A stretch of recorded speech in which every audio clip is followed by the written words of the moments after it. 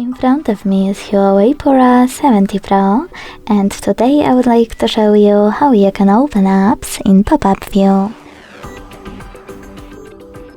Begin by launching one of your apps and accessing it in the background.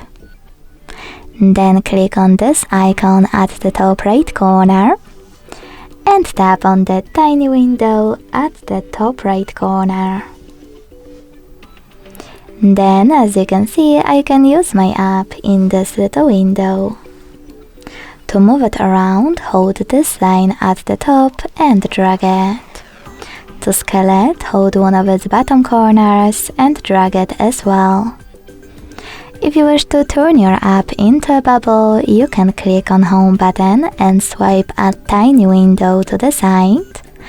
Then click on the bubble to access it again and tap on tiny window, or just use this icon of a line at the top left corner to turn it into a bubble right away.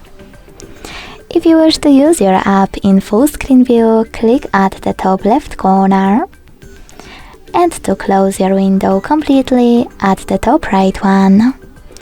You can also swipe it in the background to open it in full screen view.